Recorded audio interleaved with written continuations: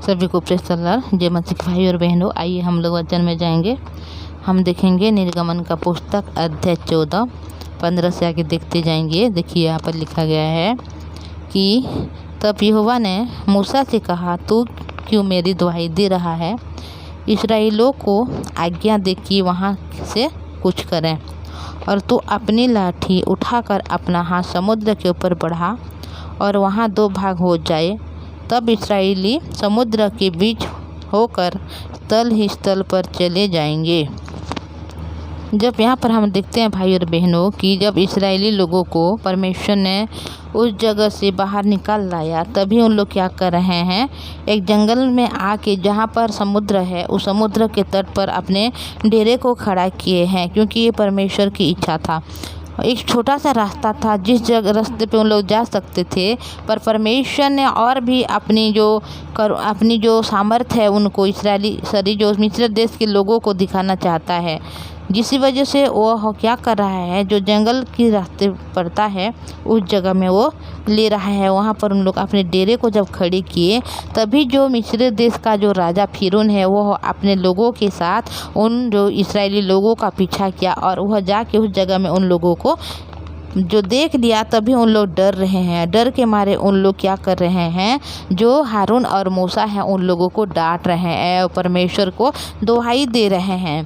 तभी परमेश्वर ने यहाँ पर क्या बोल रहा है मूसा से, तू क्यों दुहाई दे रहा है? इस्राएल को आज्ञा दे कि वो कुछ करें, और तू अपने लाठी उठाकर अपने हाथ समुद्र के ऊपर बढ़ा। तो देखिए परमेश्वर ने यहाँ पर बोल रहे हैं कि तू क्या करना, अपने हाथ में जो लाठी है, जो हम लोग पहले से भी देखे थे कि जिस समय परमेश्वर ने मूसा से पहले बात किए थे वो झाड़ियों में, तो उस समय भी परमेश्वर ने लाठी के बारे में बोला था। तो उस लाठी को मूसा ने अपने हाथों में लिए हुए आ रहा है। तभी परमेश्वर ने यहाँ पर बोले कि तेरे हाथ में जो लाठी है वह समुद्र की ओर दिखा। तभी जब मूसा यहाँ पर यहोवा ने मूसा से ये बोला कि समुद्र के ऊपर दिखा और वह 2 भाग हो जाएगा, तब इस्राएल समुद्र के बीच में होकर स्थल ही स्थल पर चलेंगे। तो यहोवा परमेश्वर ने अभी मूसा से बोल रहे हैं कि तू अपने हाथ उठाकर जो समुद्र के ऊपर में दिखा, और समुद्र 2 भाग हो जाएगा और स्थल स्थल हो जाएगा। तो उसी बात में तुम्हारे जो इस्राएली लोग हर लोग क्या करेंगे, चले जाएंगे। और सुन, मैं अपना मिस्रियों का मन कठोर करता हूँ और वे वहाँ भी उसका पीछा करेंगे। तो देखिए भाई और बहनों, यहाँ पर परमेश्वर ने फिर ये बोल रहा है कि मैं जो मिस्री देश का जो उन लोग हैं उन सबों को क्या करूँगा, उनके हृदय को मैं फिर कठोर करूँगा कि उन लोग क्या करेंगे, तुम्हारी पीछा करेंगे। तब फिरौन और उसकी सारी सेना और रथों और सवारों को विनाश के द्वारा मेरी महिमा होगी। जब उन लोगों का हृदय जब कठोर हो जाएगा फिरौन राजा का और उनकी जो मिस्र देश की जो सेना लोग है, तो उन लोगों का जो हृदय कठोर हो जाएगा, तो उसी समय उन सबों के जो रथों है जो सवारों में आ रहे हैं उन सबों का जब विनाश हो जाएगा, तो उसी समय मेरी महिमा होगी बोल के परमेश्वर बोल रहे हैं। और जब फिरौन और उसके रथों और सवारों पर विजय द्वारा मेरा महिमा होगी, तब मिस्र जान लेंगे कि मैं यहोवा हूँ। तो परमेश्वर अपने आप को मिस्र के सामने यहोवा के रूप से प्रकट करना चाहता है, जिस वजह से परमेश्वर ने जो मिस्र देश के लोगों का हर एक के हृदय को यहाँ पर कठोर करना चाहता है। तब परमेश्वर का दूत जो इस्राएली सेना के आगे आगे चलता था, जाकर उसके पीछे हो लिया। तो देखिए भाई और बहनों, जब इस्राएली लोग जा रहे हैं तो उनको ऐसे अकेले परमेश्वर नहीं छोड़ रहे हैं, बल्कि मूसा और हारून के हाथों भी में नहीं छोड़ रहे हैं, बल्कि उन लोगों के लिए एक दूत को रखा है कि वो उनके लोगों का क्या करें, हिफाजत कर सकें, उन लोगों का हर एक मतलब सुविधा को उन लोग देख सकें बोल के। तभी जो एक दूत जो उनके आगे आगे चलता था वह क्या कर रहा है, वह पीछे जा रहा है, और वह बादल का खम्मा उनके आगे से हटाकर उनके पीछे जा ठहरा। इस प्रकार वह मिस्रियों की सेना और इस्राएलियों की सेना के बीच में आ गया। तो देखिए जब इस्राएली लोग आगे जा रहे हैं, उनके पीछे जो मिस्र सेना जा रहे हैं, उनके पीछा कर रहे हैं, तो जो दूत था वो इस्राएली लोगों का आगे था, तो वह क्या किया, इस्राएली लोगों के पीछे में जाके खड़ा हो गया। तभी जो इस्राएली लोग और जो मिस्र देश के लोग हैं, जो मिस्र लोग जो उन लोगों को जो पीछा कर रहे हैं, उन दोनों के बीच में जो क्या है वह जो दूत खड़ा हो गया। और बादल और अंधकार तो था, तो भी रात को उन्हें प्रकाश मिलता रहा और वे रात भर एक दूसरे के पास न आए। तो देखिए, बादल भी था, रात भी था, पर उन लोगों को कुछ भी पता नहीं चलता था और आकाश मिलता रहा, तो वो रात भर एक दूसरे के पास ना आ सके। क्योंकि मिस्री लोग जब अगर उन लोगों को मतलब पकड़ ही लेंगे तो उन लोगों को लेकर जा सकते हैं। इसी वजह से उनके बीचों बीच में एक दूत जो खड़ा हो गया और उन लोग एक दूसरे के पास आ ना सके। तब मूसा ने अपना हाथ समुद्र के ऊपर बढ़ाया और यहोवा ने रात भर प्रचंड पुरवाई चलाई और समुद्र दो भाग करके जल ऐसा हटा दिया जिसमें उसके बीच सूखी भूमि हो गई। तो देखिए, यहोवा परमेश्वर ने किस प्रकार अद्भुत रीति से यहाँ पर और एक चमत्कार को कर रहे हैं। जब मूसा ने अपने हाथ में जो लिया हुआ लाठी को समुद्र के ऊपर में जब बढ़ा रहा है, तो उसी समय उस रात भर परमेश्वर ने पुरवाई चला रहे हैं, प्रचंड पुरवाई चला रहे हैं और समुद्र को दो भाग करके जल ऐसा हटा दिया जिसमें उसको बीचों बीच सूखी भूमि हो गई। तो देखिए भाई और बहनों, ये बड़ी बात है, बहुत अचंभित बात है। एक जब नदी के बारे में हम देखते हैं, चाहे जितना बड़ा नदी क्यों ना हो, एक झरना को हम देखते हैं या कितना बड़ा झरना क्यों हो, तो परमेश्वर मतलब जो भी है, मनुष्य हो कि नदी के बीचों में भी एक रास्ता को बना सकता है, रास्ता बाहर निकल सकता है। पर जब समुद्र की बात आती है तो कोई भी ऐसे समुद्र नहीं जिसके अंदर में कोई मतलब स्थल भाग बनाया और रास्ता बनाया बोल के। पर एक ही बात है जो बाइबल में लिखा हुआ है कि परमेश्वर है जो उस समुद्र को क्या किए, दो भाग कर दिया भी, और बीच में ऐसे मतलब दो भाग कर दिए कि स्थल भाग भी है और लोग उनके बीचों बीच में है। और तब इस्राएल समुद्र के बीच तल ही स्थल पर होकर चले और जल उसकी दाहिनी और बाईं ओर दीवार का काम देता था। तो देखिए भाई और बहनों, आप अनुमान लगा सकते हैं कि किस प्रकार हुआ होगा। आप अगर इस बातों को जानना चाहते हैं तो आप लोग मतलब आपके YouTube में भी सर्च मार के देख सकते हैं कि किस प्रकार परमेश्वर ने इस्राएली लोगों को बाहर निकाला और लाल समुद्रों का जो दो भाग किया। तो इस बारे में इस वचन में हम देखते हैं कि ये है निर्गमन का पुस्तक अध्याय 14 में लिखा हुआ है कि परमेश्वर किस प्रकार जो इस्राएली लोगों को वहाँ से निकालने के लिए समुद्र तक भी दो भाग कर रहे हैं।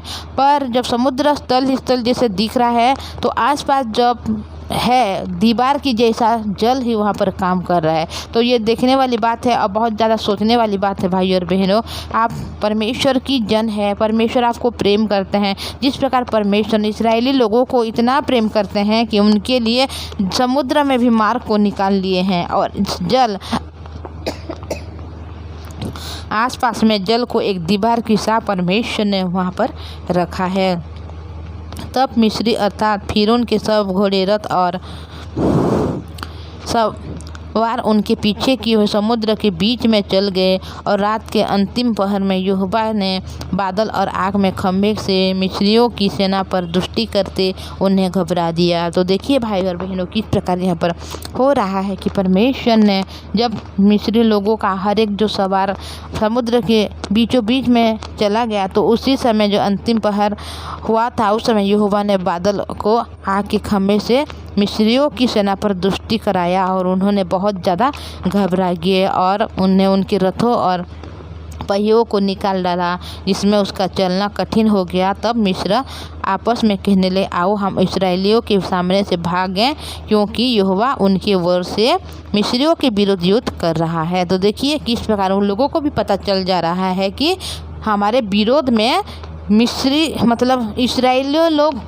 युद्ध नहीं कर रहे हैं, बल्कि स्वयं जो परमेश्वर है यहोवा वह आके क्या कर रहे हैं, युद्ध कर रहे हैं। तो हम लोग उनके पीछे ना जाएं, बल्कि हम लोग क्या करें, भागे बोल के अभी मिस्रियों ने परमेश्वर के उस जो सामर्थ्य है, जो पावर है परमेश्वर उनको दिखाना चाहते हैं, उसको उन लोग जान सक रहे हैं और समझ में आ रहे हैं। तो उन लोग क्या कर रहे हैं कि हम उनके पीछे ना जाएं, बल्कि हम लोग क्या करें, पीछे हम लोग वापस चले जाएं, क्योंकि हमारे विरोध में परमेश्वर उनका जो यहोवा है वह क्या कर रहा है, हमारे विरोध में वह युद्ध कर रहा है। तो इसे बोल के उन लोग बोल रहे हैं भाई और बहनों। तो ये वचन में जब हम पढ़ते हैं तो अभी मिस्री लोग को पता चल जा रहा है कि इस्राएली लोगों खुद उन लोग के साथ युद्ध नहीं कर रहे हैं, बल्कि उनकी ओर से परमेश्वर यहोवा ने युद्ध कर रहे हैं। और उन लोगों को समझ भी आ गया है भाई और बहनों। तो मैं इतना बोलूँगी भाई और बहनों, मैं आपको एक रिक्वेस्ट करना चाहूँगी, अगर आप इस चैनल में नहीं है तो इस चैनल को सब्सक्राइब कीजिएगा, लाइक कीजिएगा और शेयर कीजिएगा। तो हम लोग प्रार्थना में जाएंगे भाई और बहनों। आइए प्रार्थना करेंगे। पवित्र परमेश्वर पिताजी, धन्यवाद आपकी दया करुणा के लिए प्रभु। जब हम देखते हैं प्रभु जी कि आपकी जो अचंभित काम है, जो चमत्कार है प्रभु जी, आप ही कर सकते हैं प्रभु जी, क्योंकि आप ही वो महान परमेश्वर है, ओ सर्वशक्तिमान परमेश्वर आप ही है पिता, जो समुद्र को भी दो भाग कर चुके हैं प्रभु जी। हाँ पिता परमेश्वर, आपने हम मनुष्य के लिए पिता परमेश्वर बहुत सारी बातों को किए, बहुत सारे कामों को किए हैं पिता परमेश्वर। पवित्र परमेश्वर पिता, जिस प्रकार आपने इस्राएली लोगों को इतना प्रेम करते हैं, उनके लिए हर एक कामों को, हर एक बातों को कर रहे हैं, उसी प्रकार आपने हमारे जो वचन सुन रहे हैं भाई बहन को भी प्रेम करते हैं प्रभु। आप भी उन लोगों के हर एक काम को करना चाहते हैं प्रभु जी। उनके हर जीवन की दुख को, हर एक समस्याओं को, परिस्थितियों से आप बाहर निकालना चाहते हैं प्रभु जी। पवित्र परमेश्वर पिता, जिस प्रकार आपने अब्राहम को वादा किया था उन दिनों में, और अभी हर एक वादे को आप पूरा करें प्रभु जी, उसी प्रकार आपने भी वादा किया हमारे भाई और बहनों को कि मैं तुम्हें कभी नहीं छोड़ूंगा, आप कभी नहीं छोड़ने वाले परमेश्वर है।